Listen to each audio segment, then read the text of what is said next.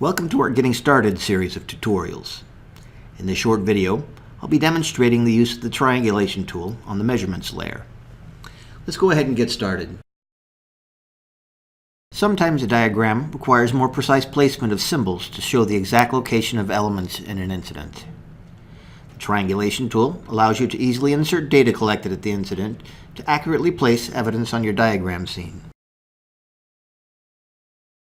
To begin using the Triangulation tool, you will first need to place the fixed objects from which you measured your evidence, like streets or walls.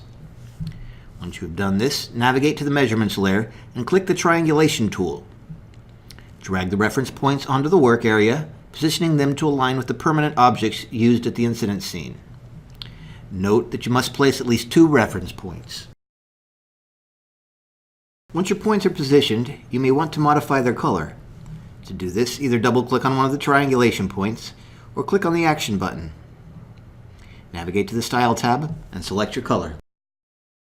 After positioning your triangulation points, you are ready to identify the evidence locations measured at the scene. In the Properties window, select the Measurement Points tab. In this window, you will enter the measurement data collected. The first column is the ID. By default, a number will be added in the ID box. You can change this number or enter a shorthand description for this measurement point. The value entered here will be displayed at the point's position on the diagram.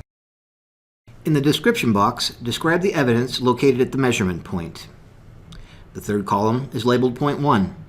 Each reference point in the diagram is labeled with a letter.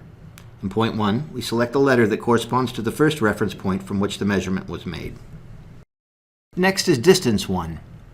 In this box, enter the distance from reference point 1 to the evidence. In point 2, select the letter corresponding to the second reference point from which the evidence was made. In the Distance 2 box, enter the distance from reference point 2. And finally, in the Direction box, select the shaded or unshaded options from the drop-down list to indicate which direction from the reference points the evidence is located. Notice that the diagram now has shaded and unshaded areas to indicate what those values refer to. You will notice as you complete each evidence point, a marker will appear on your diagram. Continue to add as many evidence points as needed. Now that you've added your measurement points, you are ready to add your evidence symbols to the diagram.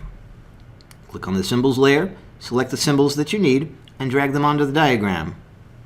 Using your measurement points will allow you to more accurately position symbols to better represent the incident scene.